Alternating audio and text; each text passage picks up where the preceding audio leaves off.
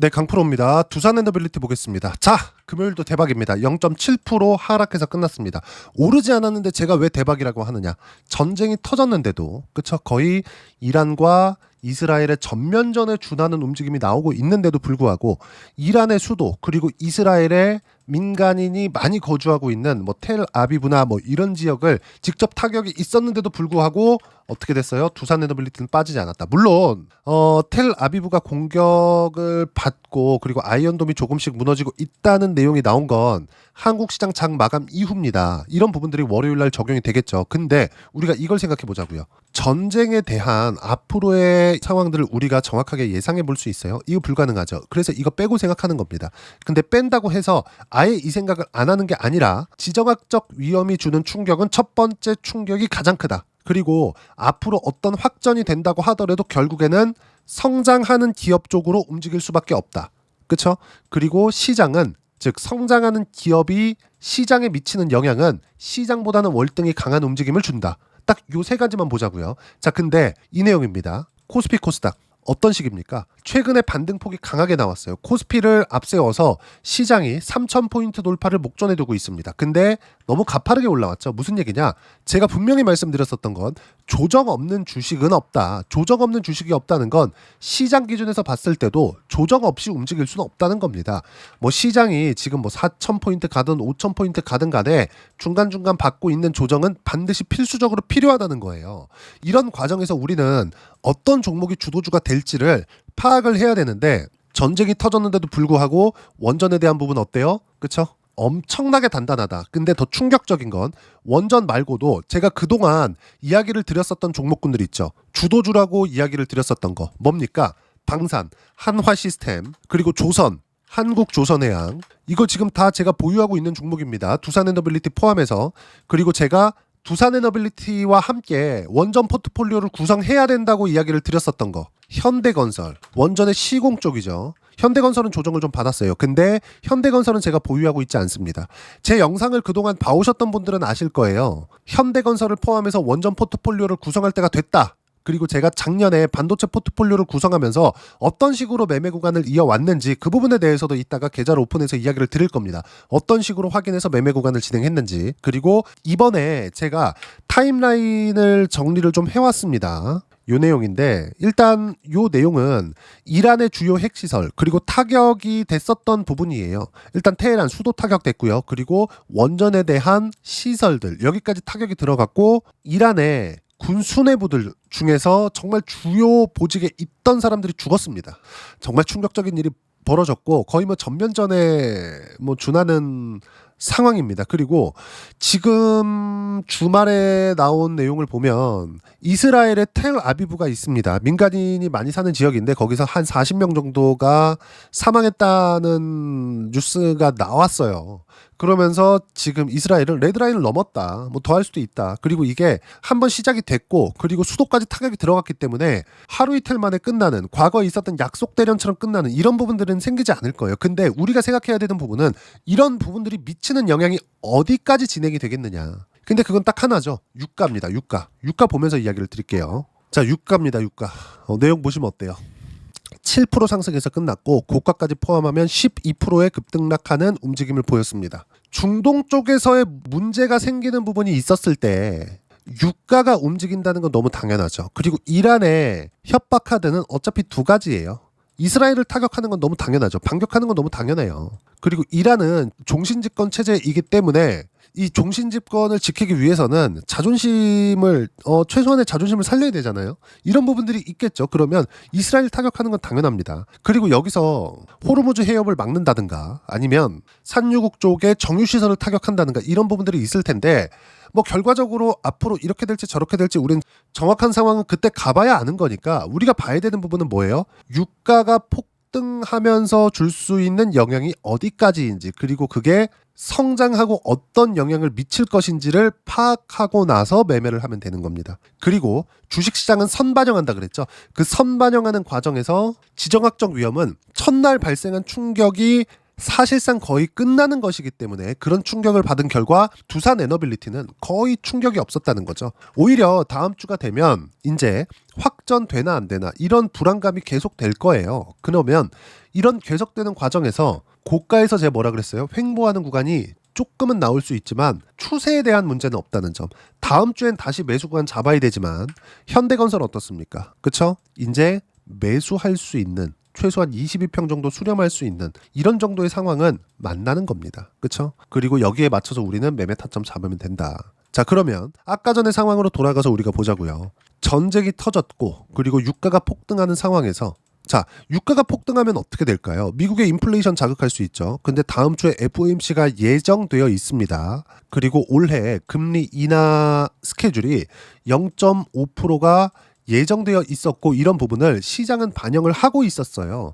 그럼에도 불구하고 미증시는 1.3%밖에 빠지지 않았습니다. 한국 시장 장중에 미선물이 빠진 걸 보면 2%를 넘어서는 정도까지 오전 내에서 하락 구간을 만들어냈는데 이런 부분을 다 되돌렸고 그리고 뭐 이란이 반격을 하면서 약간 하락폭을 키운 게 1.3% 하락 마감입니다. 이런 과정에서 어떻게 됐나요? 여기 엔비디아의 움직임을 보더라도 그렇죠?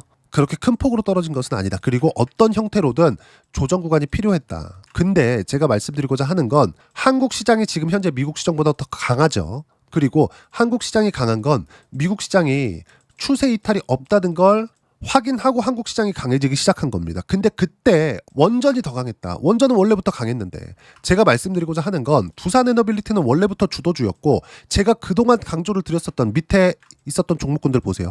다 강하잖아요. 시장보다 강한 종목군들이 전쟁이 터졌는데도 불구하고 강했잖아요. 우리가 여기서 어떤 식으로 봐야겠냐고요. 앞으로 매매를 하는 과정에 있어서. 그리고 두산에너빌리티 어떤 형태로는 22평선을 만날 겁니다. 그 만나는 과정에서 어떤 부분이 나와요? 다시 한번 말씀드리지만 22평이 올라와서 주가랑 만나거나 주가가 떨어져서 22평을 만나거나 한 번은 만나게 되어 있습니다. 추세를 형성하는 과정에서. 근데 지금 상승하는 과정에서 가장 단단하게 버텨왔기 때문에 그쵸?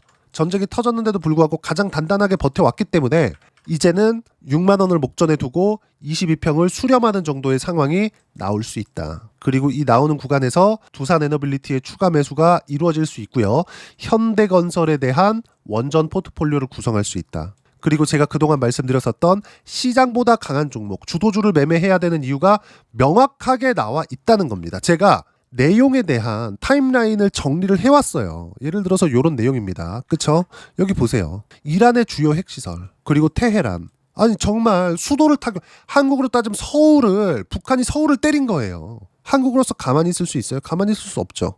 그렇죠. 그리고 실제 주말까지도 계속해서 공습이 진행되고 있다는 내용이 나오고 있습니다. 그리고 이런 부분들이 다음 주에 등락하는 부분들을 만들 거예요. 그게 현대건설에 대한 매수 타점을 잡을 수 있는 것, 그리고 두산에너빌리티의 22평 수렴 이후에 매수 타점을 잡을 수 있는 상황을 만들 수 있다는 걸 금요일 날 확인을 시킨 겁니다. 그리고 무엇보다 원전에 대한 내용뿐만 아니라 그동안 제가 강조를 드렸었던 주도주에 대한 움직임까지도 하나 시스템 오히려 올랐어요. 당연하지. 전쟁 터졌는데 방산주가 안 오를 수 있나? 당연히 오를 수밖에 없죠. 그리고 한국조선해양, 조선주까지. 호르무즈 해협 막으면 해운 업종이 상승할 수밖에 없죠. 근데 조선주도 같이 올랐어요. 왜 그럴까요? 원래부터 강했으니까. 주도주를 해야 되는 이유가 명확하게 구분이 되어진 게 금요일 날입니다. 물론 이제 다음 주가 되면 FOMC가 열리고 금리 관련된 코멘트가 나오고 이러면서 미국 시장은 약간의 흔들림이 있을 수는 있겠지만 우리가 이쪽에서 봐야 되는 부분은 이 흔들림을 이용해서 매수 타점을 어떻게 잡을지 그 내용에 대한 부분을 이야기를 드리는 겁니다. 그쵸?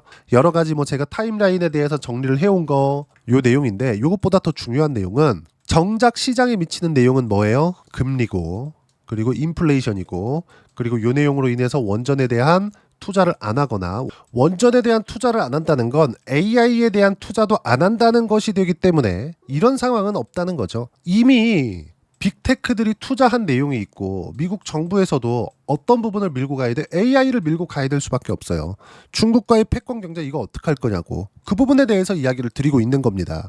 주식시장은 이렇게 복잡한 상황 속에서 이루어지는 것 같지만 정작 보면 시장에서 강한 종목군들이 원래 강세를 보인다. 반드시 이 내용에 대해서 기억을 하고 계셔야 돼요. 제가 그동안 이야기를 드려왔었던 내용들이 정확하게 맞아 들어가고 있는 내용이 금요일날 나온 겁니다. 악재를 통해서 어떤 방식으로든 22평에 대한 수렴 구간은 나올 겁니다. 그리고 그 구간을 이용해서 원전 포트폴리오를 구성할 때가 됐어요. 그리고 현대건설은 4%가 하락 구간이 발생을 했습니다.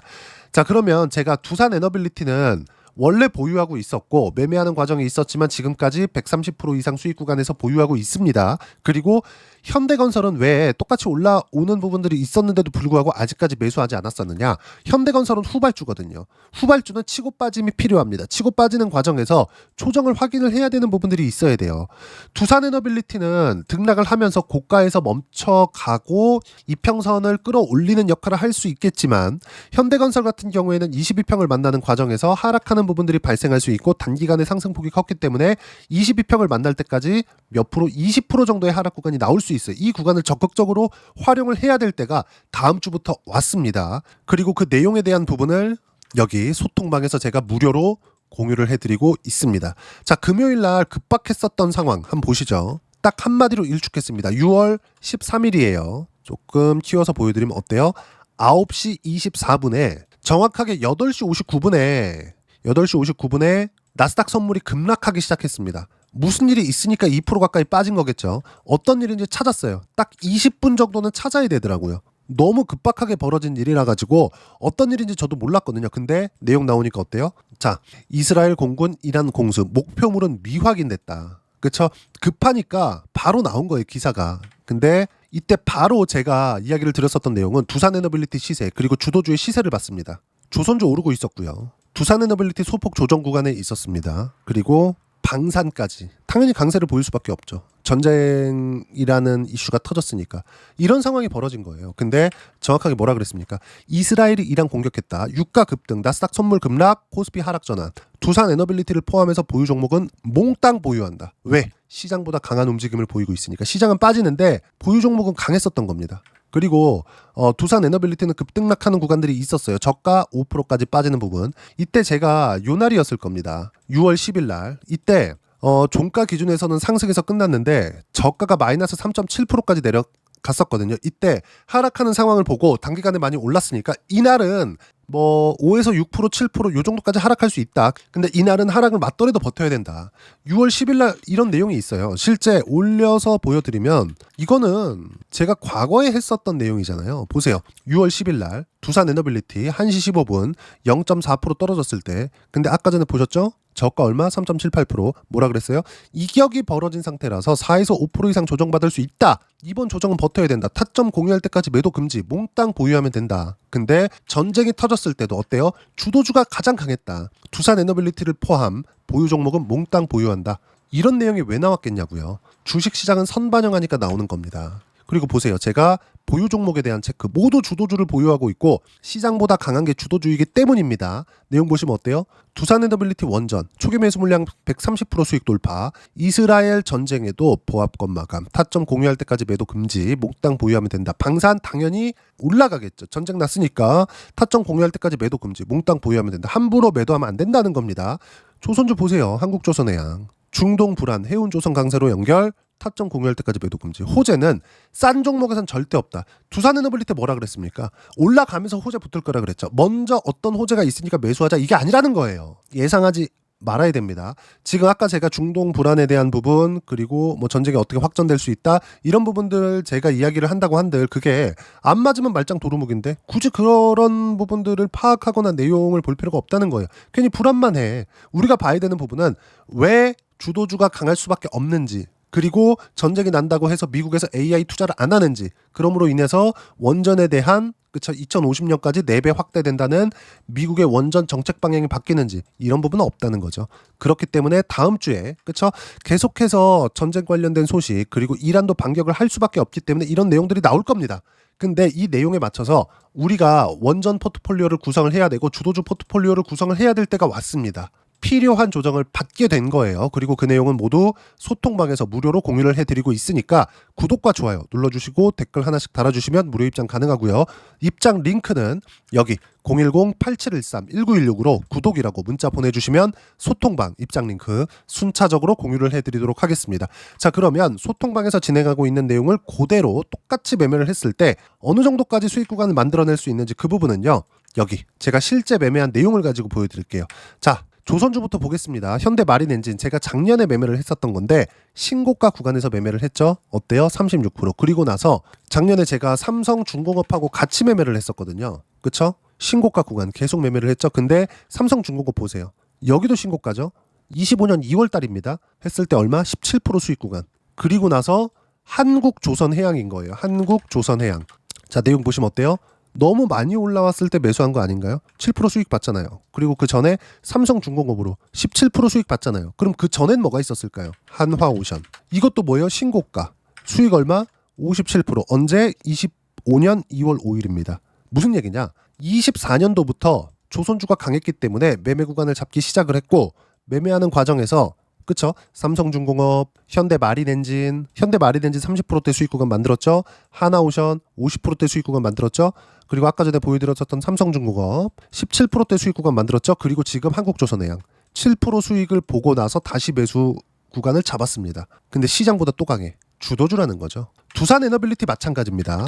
두산에너빌리티. 자, 내용 보시면 어때요? 신고가 구간에서만 매매한 결과 이미 67%의 수익 구간 만들어 놓고 초기 매수 물량은 130% 수익 구간에서 이미 보유하고 있다. 그리고 이 모든 내용들은 소통방에서 무료로 공유를 해드리고 있으니까 구독과 좋아요 눌러주시고 댓글 하나씩 달아주시면 무료 입장 가능하고요.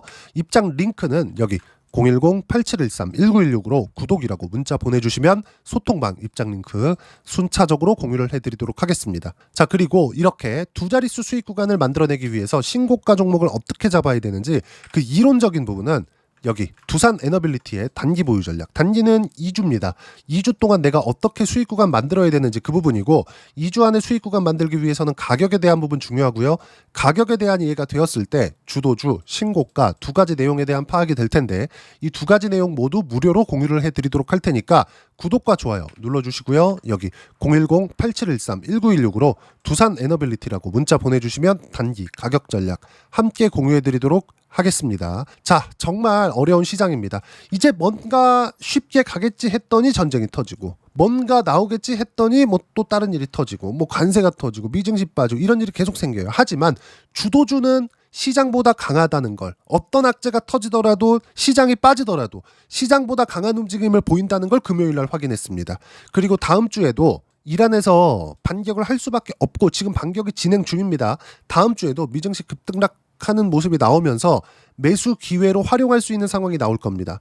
원전에 대한 포트폴리오를 구성할 때가 됐어요. 그쵸? 예를 들어서 그래요. ABL 바이오. 그쵸? 매매 몇 프로? 76%.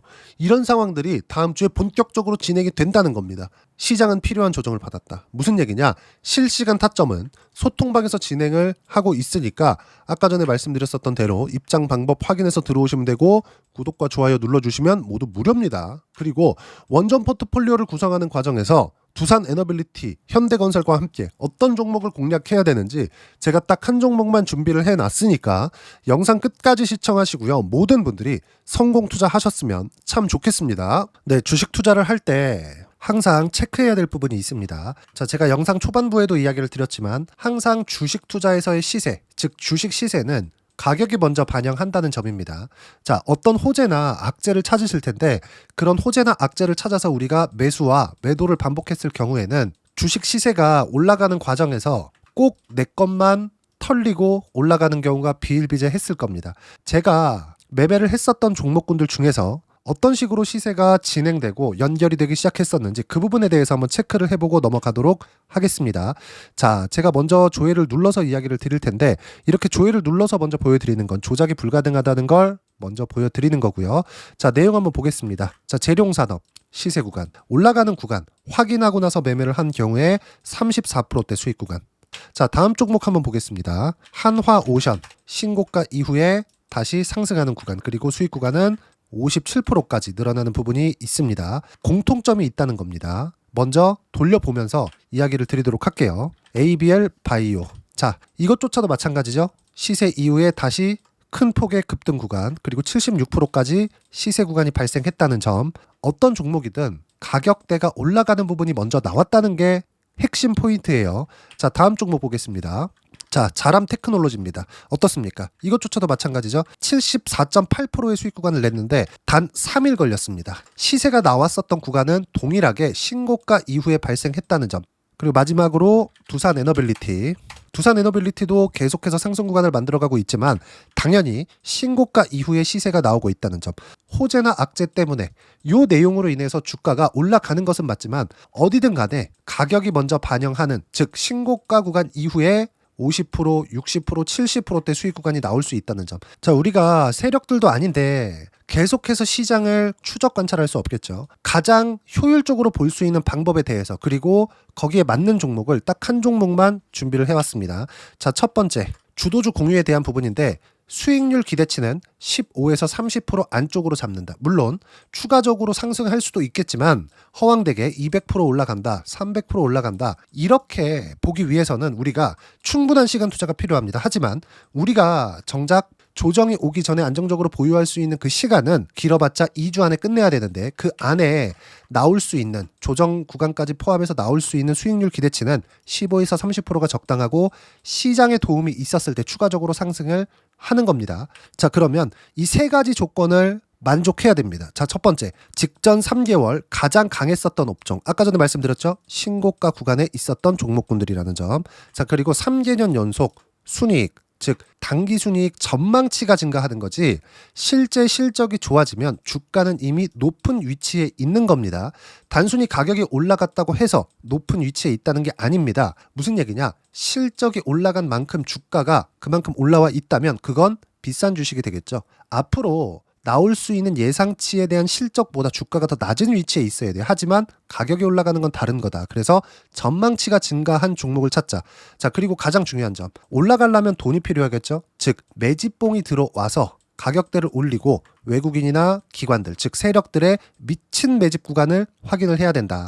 자, 그럼 어떤 종목이냐? 제가 이렇게 준비를 해왔고요. 자, 주도주 공유. 아까 전에 말씀드렸죠. 15에서 30% 2주 안에 낼 수 있는 수익률에 대한 기대치입니다. 자, 그리고 이렇게 준비해온 종목에 대한 부분은, 자, 폭등 전에 꾸준하게 매집 구간이 발생했다는 점, 그리고 상승하는 구간에서도 계속해서 거래 대금이 늘어나고 있었다는 점, 그리고 직전 3개월 내 신고가 돌파 종목. 그쵸? 분명히 시장이 어떤 상황이든 간에 주가가 올라가는 상황이 나와야 되고 올라가는 과정 안에서 반드시 거래 대금은 늘어날 수밖에 없습니다. 자, 그리고 지금 현재 시세가 나오기 전 마지막 매수 기회 구간에 있습니다.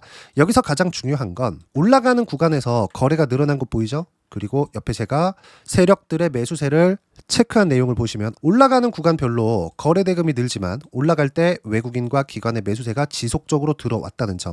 이 구간에서 제가 종목만 드릴 수도 있겠지만 어떤 식으로 타점을 잡고 매매를 해야 되는지 소통방에서 함께 진행을 하고 있고요. 소통방은 모두 무료로 진행하고 있습니다. 물론 종목만도 따로 드리겠지만 등락하는 과정에서 어떻게 타점을 잡아야 되는지 그런 부분 소통방에서 진행하고 있으니까 여기 010-8713-1916으로 주도주 라고 문자를 보내주시면 제가 강프로의 소통방도 함께 초대를 해드리면서 지금 2주 안에 15에서 30% 수익률에 기대되는 주도주를 공유해드리도록 하겠습니다. 자, 항상 어려운 주식시장이지만 제가 준비한 이 종목 받아가셔서 모든 분들이 큰 수익 내셨으면 좋겠습니다.